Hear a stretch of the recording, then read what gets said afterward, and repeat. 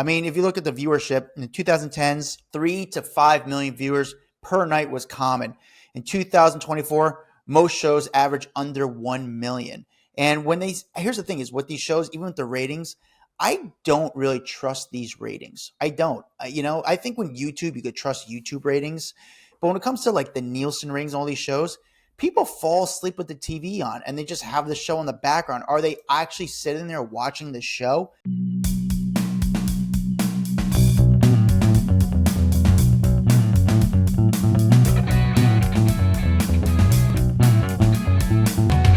Welcome to the Hollywood Raw podcast. Over there is Dax wearing a Hollywood Raw shirt. I'm wearing a hand-me-down. Look at that. Got that merch. You got that merch. Shout out to the merch. If you want merch, wear it. We see you on the street wearing our shirt.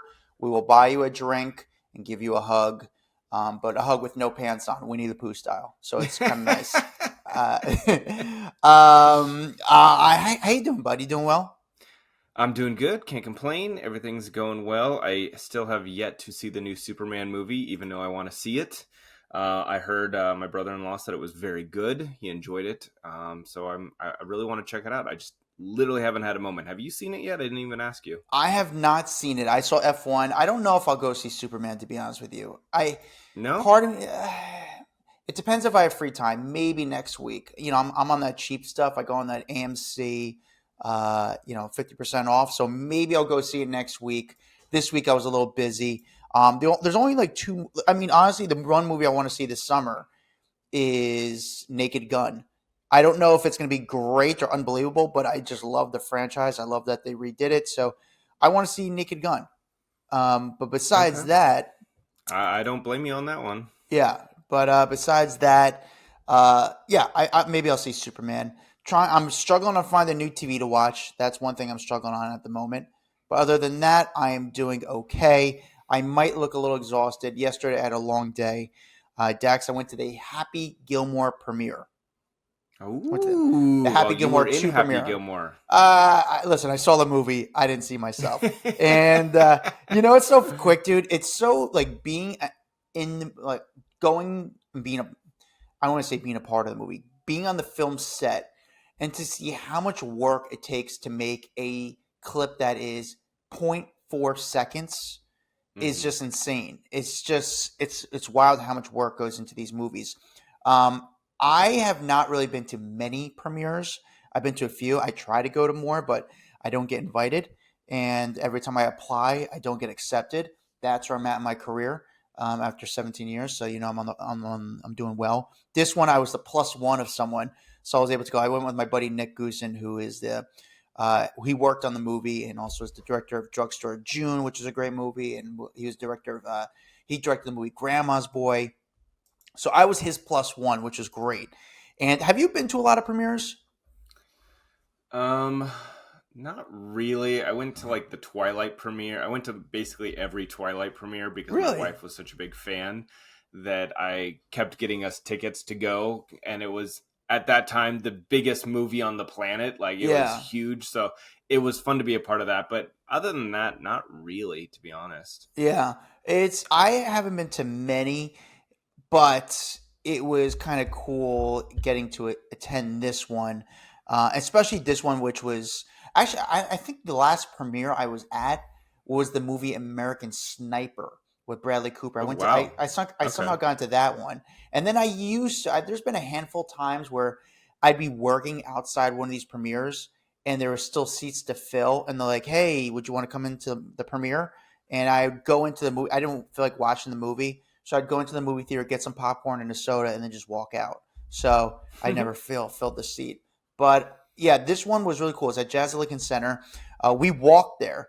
And as we're walking there, who do we see walking there as well as Nick Swartzen, the comedian Nick Swartzen, who's in the movie? Of course. So we're like, oh, Nick, what's up? So it's just funny because you would think Do you know Nick? I've been out with Nick a few times. We know each other's faces. Like, I know him. He doesn't really know me. I've had dinner and drinks with him before, like out in L.A. But my friend Nick, who is very close with him. So as we're walking up, he's in the movie, and you would think like he's got like an SUV, like a car service taking him. He's just walking to the premiere too, and he's super dressed down because dude, you understand something? I was struggling on what to wear for this movie. You know, if it's a normal movie premiere, you Dude, don't it's know. Adam Sandler. You know he's never going to dress up, so no one else is going to dress up. So I didn't have the invite, and the invite said wear like golf clothes, wear like hockey jerseys, like be comfortable, have fun, super casual. But yet again, I don't know what I'm getting into. I don't want to go too casual, and you know, someone like I don't want to wear like a t-shirt. I am a guest as well, and I also don't want to dress up too much. I'm like, do I wear a blazer? So I went to the mall, bought an outfit that I was going to plan to return the next day after I wore it because again, I'm poor and. Luckily, I bought also a new golf shirt, and Yep. like I was to the last minute. So I left my place.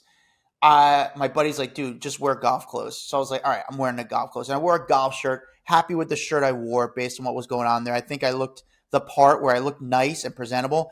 And now I'm looking on like the photos the next day. I'm like, oh yeah, I look good compared to like, you know, there's a few Well, other it's funny. celebrities there. Like John Cena's wearing a suit. I didn't wear a suit, but like Jimmy Fallon was there. Jimmy Fallon It practically wore the same thing I did. You know. it's all over the place. So I'm looking through all the red carpet photos right now, and you've got obviously Adam Sandler who shows up with just a Hawaiian shirt on and some orange shorts, and then you've got oh my god, what's her name from Modern Family? Julie Bowman. Yeah, Julie Bowen. Yeah, She showed up looking like she was going to the Met Gala with yeah. like really fancy black dress on. Alex Earl showed up looking really good, but then Bad Bunny in like a wild ass outfit. Did you see any of these people So in I person? saw pretty much everyone. I did not see Bad Bunny. I don't know if Bad. I have to imagine. I just didn't see. I was like on the side of the red carpet, and there's so many people. I didn't really go on the red carpet. There's two people. I probably saw Julie Bowen, but I don't even recognize her because there's a bunch of girls that looked like her. I didn't see Yeah. Bad Bunny. I don't know if he stuck around for the premiere, but he wasn't at the after party. Obviously, I saw Adam Sandler. I saw Margaret Qualley. I'm looking at the photos right now. I saw Eric Andre. Saw Kid Cudi was I there. talked to Kid Haley Joel Cudi. I had a Osment. nice conversation with Kid Cudi. I talked to Haley Joel Osment. I Eric talked to Nikki. I Andre. talked to Eric Andre. Like I said, I talked to Nikki Garcia. There, I was a little You like talked to so. Fallon?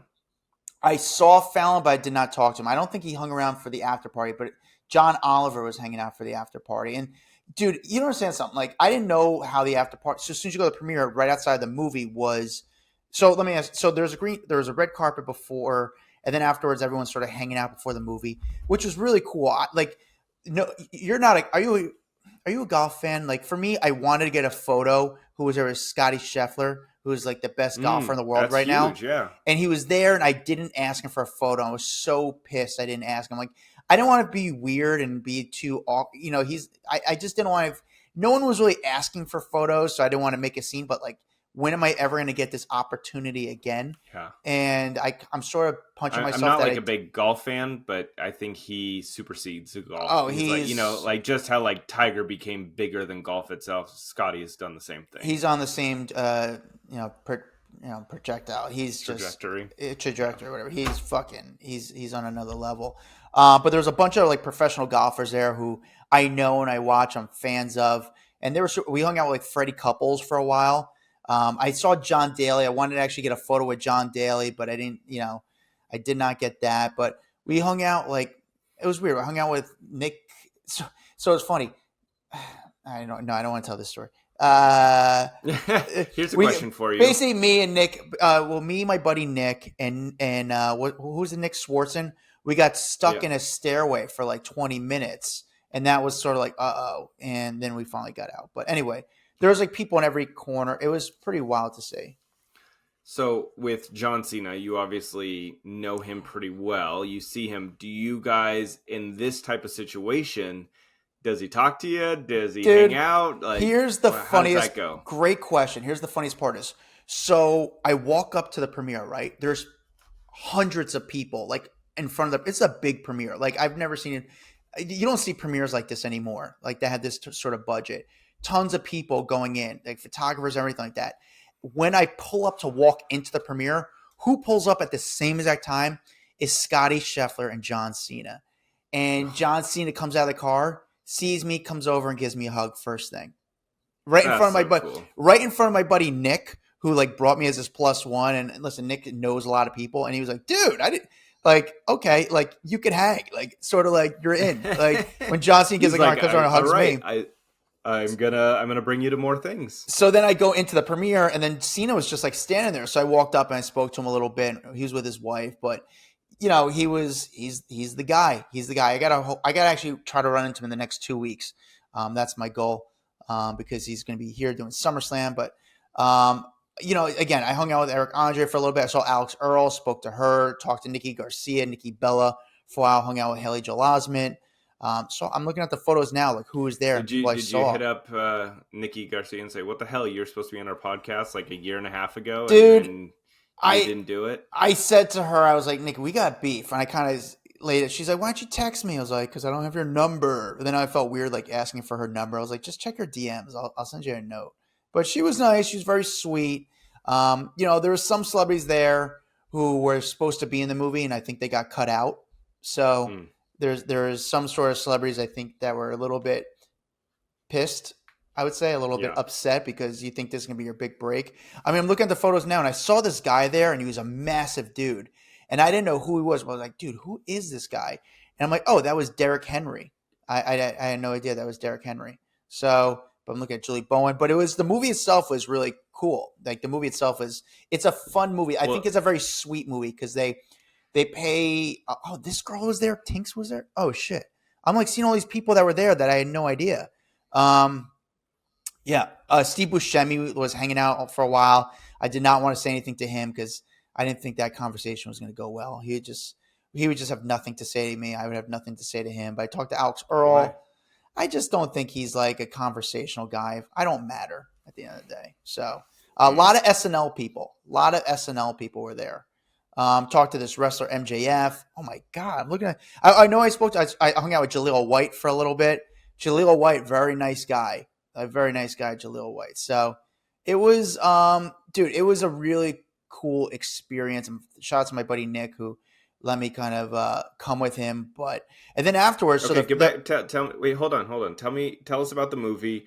Do you feel like they did a good job for a sequel, or like I will it thought do as? I don't think it'll do as good as the original, just because that's kind of like magic in a bottle. But do you think it'll do well? I think it will do very, very well. I think the movie was very, very fun and sweet. I mean, it's hard to capture the magic of Happy Gilmore 1, and they do a great job of trying to do that. I think it's shot very well. I think the cameos are very tastefully done. Like Bad Bunny's great in it. It's not too much. It's not too weird. Like Travis Kelsey was good in it. Bad Bunny was excellent. Scotty Oh, Scheffler, the Travis golfer, didn't is great. show up. He was not there. Eminem was in the movie. Post Malone was in the movie. But it was like the cameos they did were just enough because if they did it a little too much, it would have gotten too ridiculous, if that makes sense. Yep. You know? Yeah. They kind of pay tribute to all the people that were in the first one. So I thought that was like a very sweet thing to do.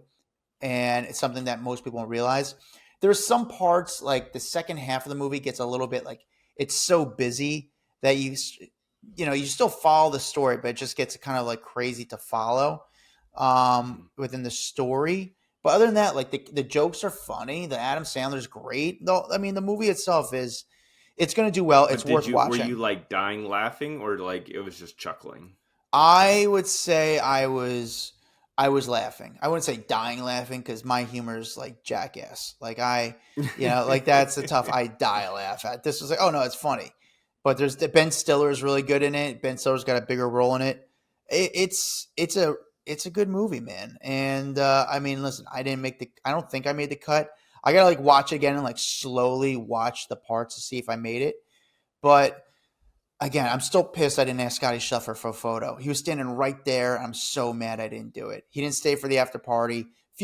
Like John Daly. I'm surprised some of the golfers didn't hang around for too much longer for the after party. So what time did the whole premiere start, and then what time did the after party kick off? The movie started at 7:30, probably 7:45. After party started closer to 10. I probably left at like 12ish. We were probably not the last people to leave by any means, but like we left when Sandler left. So as soon as Sandler Okay. left, there was like the only person left, and there was like Shooter McGavin, and there was just Did you talk to Sandler? Do you say hi to I him? Dude, it's the weirdest thing with Sandler because I've never really spoken to him. Like, I guess I've spoken to him, but it's not like a great conversation. My buddy who I came with is very close with Sandler. Does a lot of work with for him. So he was like went up to him and the family. I was like standing on the side, and Sandler like walked up to me, gave me a fist bump, like he's like, "Hey brother, how are you?" I was like, "Hey man, how you doing?" Like that's all it was. So I like the way he looks at me. I feel like he knows my face. Maybe he doesn't. I have no idea.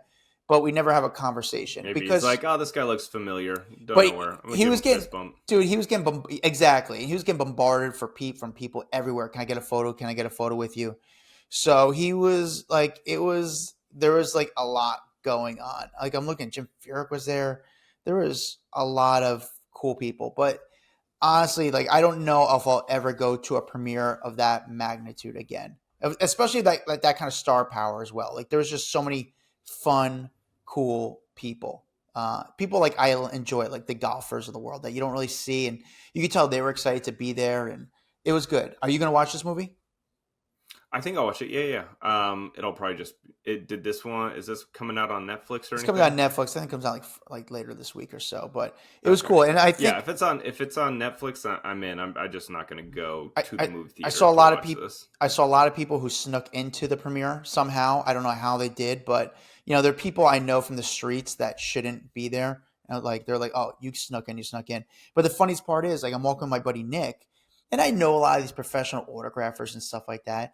So we're walking with like Nick Swartz and like where the celebrities go in, and they're cheering. I'm looking around like, who's looking around? And then some girls like they're cheering for you. I was like, "Oh, thank you." I feel like a Make a Wish kid. Like everyone knew I was not supposed to be there. In fact, one of the security guys stopped me as I was trying to walk in, like, "Hey man, like this is not." And then he was like, they're like, "No, like I'm going in today." They're like, "Oh." He didn't even say sorry. He was like, "Okay," but he was like, "This is not for you." I was like, "But So who was cheering? like just a few not even like people I know on the street, like, oh yay, yay. But like I'm looking around like lost, dude. But it was definitely cool. And the food at the premiere was excellent. Like they had good drinks and they had food, like they had like hot dogs and hamburgers and pizza and lobster rolls and like tons of food. Actually, I was surprised how much food they had, but you could just Did tell it they was a very put it out Sandler like? menu. So is that out in the lobby area? Like before you go in, instead of getting Sandwiches. popcorn, you get a hot dog? No, no, they had popcorn and water for when you go in. If you had another ticket, I think you could, I guess you had some other access. You could bring a drink into the movie, which I was going to drink in the movie.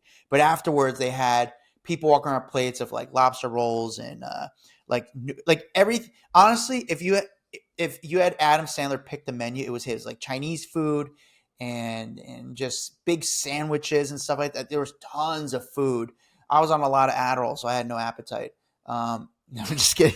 I honestly, I was like, I had a long day, so I was exhausted. But like, I saw Molly Sims, where Molly Sims looks great still. I was like, I'm Yeah, looking I at her just now. I was saw like, photos of her right now. Her and her family showed up. dude, She looks she beautiful. looks great. I was like, I almost wanted to go up to her and be like, hey, you, I mean, and I wasn't gonna be like, hey, you look great, but like, she looked great. I saw a guy, Sean Evans. He was in front of me at the What is bar. Molly? Hold on. What is Molly Sims doing these days? She's got a Because I feel like she's podcast. still everywhere, but I'm like, what are you doing? Because I I don't feel like, is she modeling? What is she doing? I don't know. I know she has a podcast that does pretty well, like in the beauty line. It's called like Lipstick on the Rim, and it's about like fashion and beauty and stuff like that. So she does that. I mean, listen, she does well. She's got a pretty good gig. I'm looking. Yeah, there's a lot of influencers there. Not like there's a few that I'm like, oh, I wish I saw, but I hadn't. Like there's a few of them like I wouldn't even recognize them. Like they probably walked right by me. I didn't even see. So, but dude, really, yeah, I'm pissed I didn't ask John Daly for a photo and Scotty Scheffler for a photo. I should have asked Alex Earl too because she was so dressed up and I looked like. I mean, I liked my outfit. I was wearing like a golf-ish outfit, so I think it'd be really funny. Wait, is this? Wow, I didn't even see Goldie Hawn was there, dude. What? Yeah, I I'm didn't looking see at. that. I Yeah, didn't she see took her a in any photo. photos. She went with her Oliver. Dude, it's so funny because I talked to Oliver Hudson, and I didn't even realize that. I guess she was behind him. Oliver Hudson's Goldie Hawn's daughter. Sorry, son. Oliver Hudson is Goldie Hawn's son, and I'm seeing her. I was like, oh my god, yeah, she was behind him when I was talking to him. I had no idea. So, That's so funny. yeah. Wow. Yeah, I didn't see her any. Oh, there. Yeah, she is there. Holy shit. Yeah, that's nice. I mean, again, Oliver's in the movie. Really cool. They did it very classy and very fun. I think everyone had a good time. So I'm going to check that out. I want to talk to you about something. So last night I saw Oh, did obviously. you want me to read a review real Oh yeah, fast? that'd be Just great. because we. Yeah, the reader review. All right, this one comes from. It looks like Dan J. Smith, and it says, longtime OC listener, gave us 5 stars. All right, this 5-star review is long overdue, been listening for years, but now, oh, hold on. I got to make this bigger. I cannot read that small. Okay. Been listening for years now, but what keeps me listening, oddly enough, are sporadic cringe moments with Adam. For example, the episodes where he reports on anything related to the royal family. It's like pulling teeth to hear him struggle and fake his way through it, laugh out loud. Or the episode where he gets super excited about the random things he's gotten for free, laugh out loud. Kidding aside, really appreciate both of you and your hard work. Your perspective is so unique. Wishing the podcast continued success. Listen, You're also one of my favorite reasons I do this podcast, Adam. I appreciate that, bud. I appreciate knowing that I know nothing about the royal family. I know nothing. You know, like the only person I looked into is Pippa Middleton, but besides that, I know nothing. I don't understand it. I don't get it. I understand why it's there. It means nothing. But yeah, I kind of, when there's the royal family episodes, I sort of like. You check out. You're like, Dax, go. I don't care. I'm not checked like, out, but it just doesn't it doesn't calculate for me. Like it just doesn't make sense to me. You're like, we need to call Kinsey in because she's the only one that can talk royals and make us not look like total idiots. Pretty much. So I want to talk to you real quick. Last night I saw John Oliver and Jimmy Fallon last night at the premiere.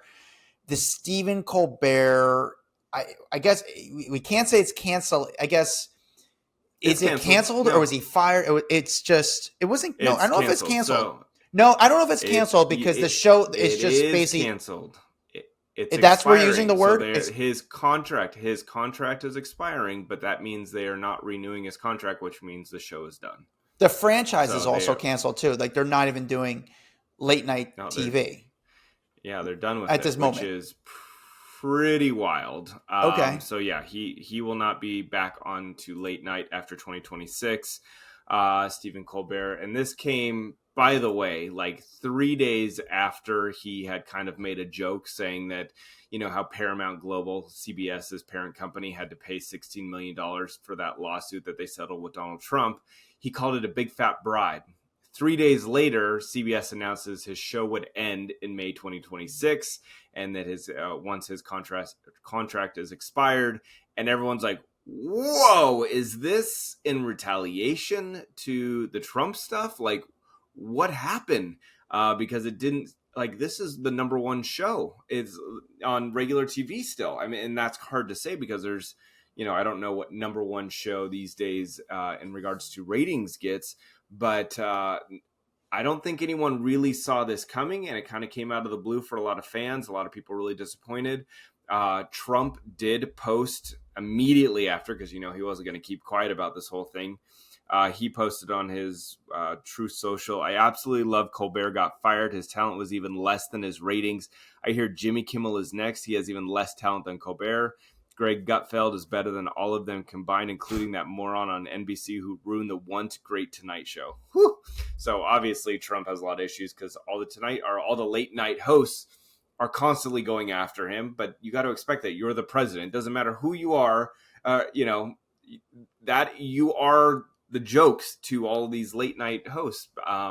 And so Colbert did not like that. He brought it up in his monologue and basically just said, go fuck yourself. Yeah. It's weird though, because I mean, he did it in a funny, joking way. He basically said, you know, if I don't have any talent, how could I not write this amazing next line? Go fuck yourself. And then basically added that, you know, he didn't like him very much. But again, he did it in a funny way that made everyone laugh. I guess it's so weird because Trump, when he got roasted by Comedy Central, his only rule allegedly was you can make fun of everything that you want. You can make fun of his divorces, women, everything. The only thing you can't say or bring up is that he's bankrupt. But now you can't make any jokes at his expense, apparently. But again, I think Colbert, Kimmel make jokes more about his, his what he's doing as a president, which they criticize him obviously a lot, and that's where Trump obviously But has you some have to beef with. expect But that. again, I feel like anyone in politics, anyone in that spotlight, you have to have some really thick ass skin because you are going to constantly be in the crosshairs of everyone. Whether you're doing a good job, bad job, doesn't really matter. You're in politics. Just buckle up. It's going to be a rough ride when it comes to the media. You know what I'm saying? So, um, anyway, so there's a lot of conspiracy theories surrounding this, whether or not Trump had anything to do with, he's got this there's going to be some kind of merger between Paramount and Sundance. yeah, I heard about And this and the FCC. yeah, Tell me, and so they, explain this one. yeah, so basically Paramount Global, CBS's parent company, it's undergoing this pending merger with Sundance Media. They need the approval of the FCC, which is led by a Trump appointee. And so a lot of people are speculating that the cancellation was intended to basically strum up favor with the Trump administration to ease the regulatory hurdles and get this merger pushed through. I don't know if there's any truth behind it, but it is one of the conspiracy theories. A lot of other people are saying that just Colbert kind of making fun of the whole situation right after Paramount having to pay $16 million in that lawsuit. That was another part that was kind of like the dagger. I don't know. It's a lot of money they're spending on this show, and they really haven't cut back on staff or on writers or anything else. And so CBS is saying, look, we just could not afford to do it anymore.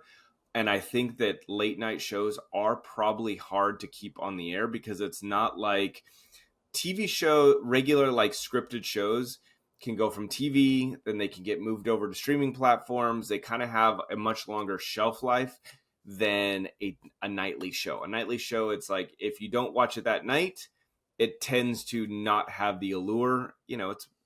It's timelier content, and it doesn't last as long on like a Netflix or a Hulu. Yeah, it's hard to say which part do you believe. And it was great for Colbert at this moment right now is to go out with guns flaring, and I'm sure CBS doesn't mind because it does pump up ratings and viewership and numbers. So if you're going to go out, come out with guns flaring until your contract expires.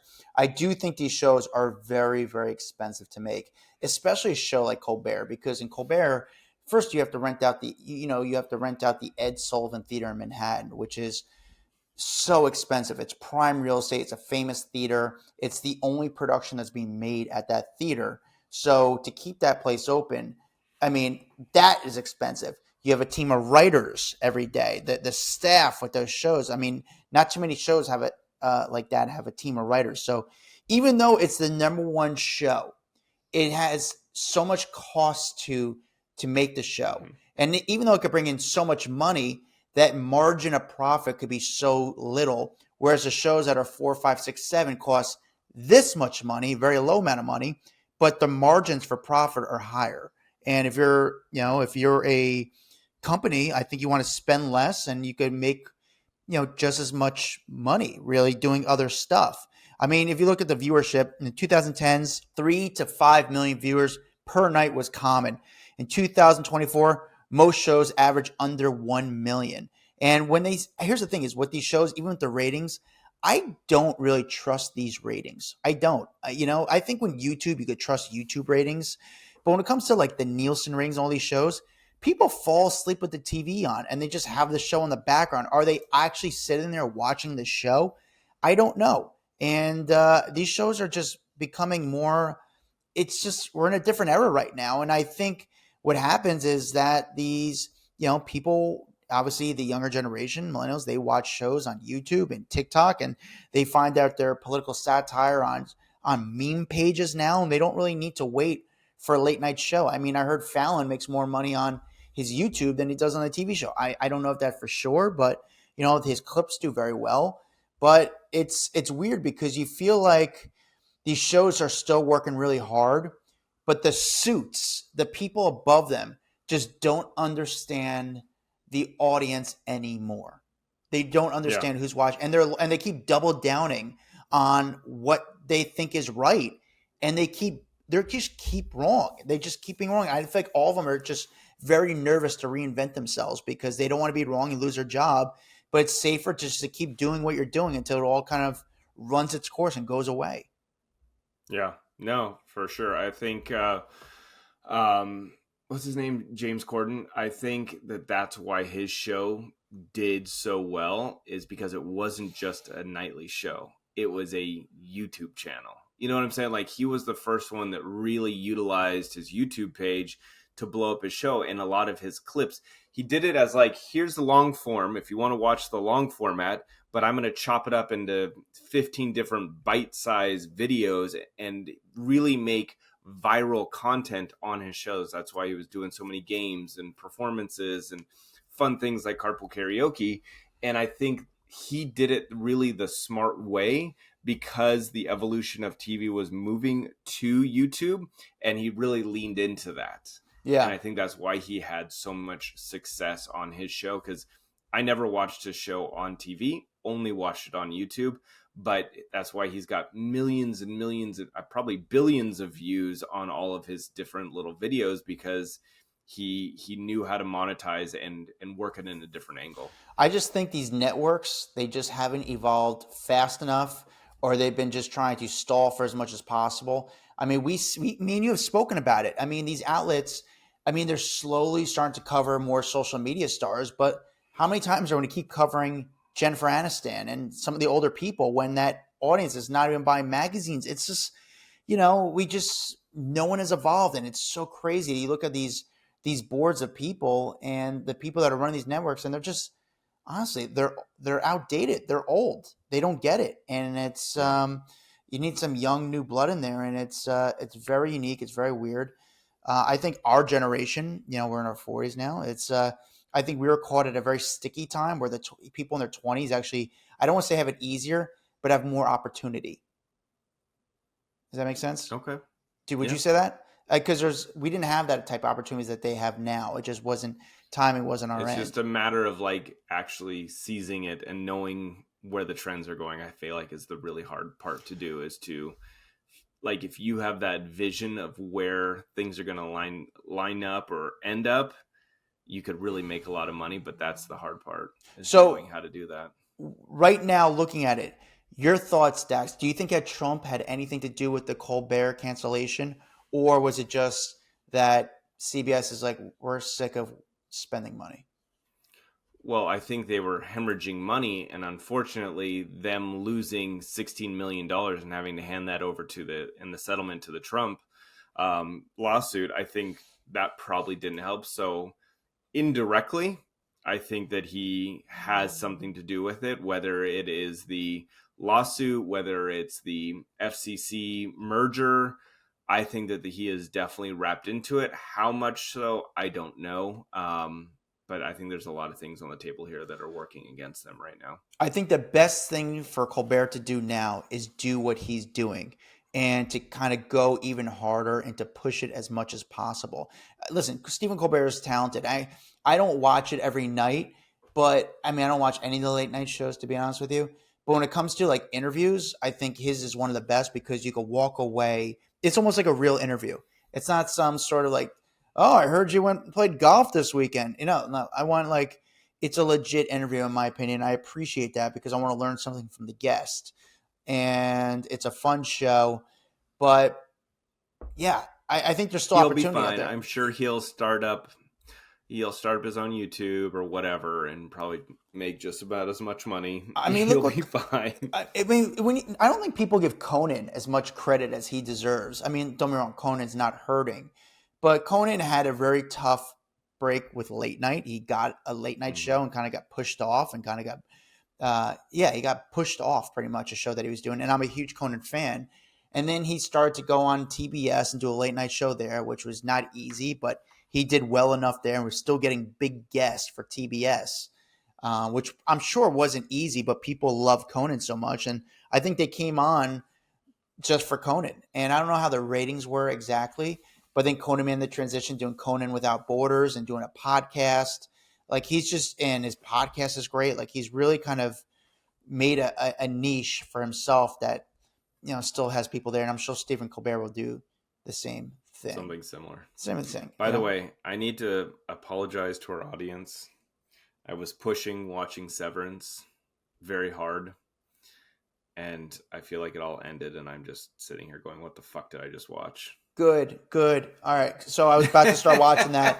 Thank you for that. And I know a lot of people love it, but now I know not to waste my time. Season 1, I feel like it was really good. Season 2, almost from start to finish, every episode, I was like, what the fuck are we watching right now? Like, this is the weirdest show. It's very sci-fi-y, so like I don't know. I don't know how to explain this show. It's got such a cool, interesting concept, but man, it was all over the place, and I was lost half the time, and I didn't know what the hell was going on. And again, it ended. I'm just like, what? Yeah. What?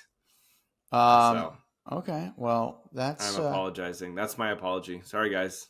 I led you down a really weird path, and I understand if you want to finish because you need to, but it's a weird path to keep going down. It's a weird path to keep going down. That's okay. Yeah. It's so funny. I'm looking at the photos from last night. I mean, this is what kind of guy Sandler is, which, it's a sort of like a fashion no-no. Like, women would never do it. But like, Sandler was on Fallon last night wearing the same outfit he wore to the premiere. Now, granted, I know he went from 1 to 1, but like, girls, you need to change. It's new outfits for everything you do. Yeah. And he wore the same thing he did. And that's what's beautiful about Sandler. I think it's kind of cool. Because he doesn't give a fuck. It's kind of cool what he does. I mean, I think he's a very nice guy. I mean, he gave me a fist pound last night. Watch Happy Gilmore. Don't watch Severance. I'm actually going to give you a fist pound. Is that what you just said? Is that what it's called? Can I quote that? Fist pound. Fist bump? Fist bump. Fist pound. I'm going to tell everyone. Adam said the other Adam gave him a fist. I got fist pounded. Pound last night. I got fist pounded by Adam Sandler. I did. There goes my one and only premiere I go to. I got nothing else coming up. Oh my god. I got. We're supposed to do something with. I'm saying this now with you right now, Dax. I didn't even tell you this. So I'm supposed to do something with Teresa Giudice on Thursday. Oh, okay. All right. I don't know. I'm not confident she's going to show up on time. And I'm like giving it like 20 minutes. So it's supposed to meet her like 10:30 in the morning. If it's not like 10:50, I'm out. I'm like, no, sorry. Like, it's come on, time's like, let's go. Like, so I didn't even tell you this. So I'm supposed to do something with Teresa.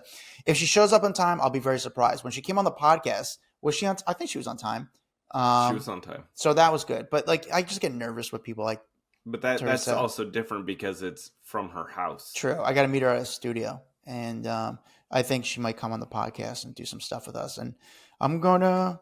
I don't know. I'm very curious with these people. Sometimes I meet these people. Like last night, I was talking to Nikki Garcia last night, and like I know her. We're friendly with each other, but I'm talking to her like we're like too good of friends. I'm like, oh, so you dating anyone now? Like, why am I asking that? Like, that's like, why? That's not my question. I should be asking. Like, I see so much about him. I feel like I'm friends with him, even though like we're friendly. Even we're not though we've friends. been reporting on her every other day. Hey, if you listen to the Raw Rundown, you made 7 weeks in a row based on that arrest. Oh my god. I'm gonna go play golf. I will thank you guys for watching. If you're watching on YouTube, make sure you guys like and subscribe. Follow me at Adam Glynn. Follow Dax Holt at Dax Holt. Check out our private Facebook group, Off the Record. Fun community. We all talk to each other. I'll see you guys next time. Bye-bye.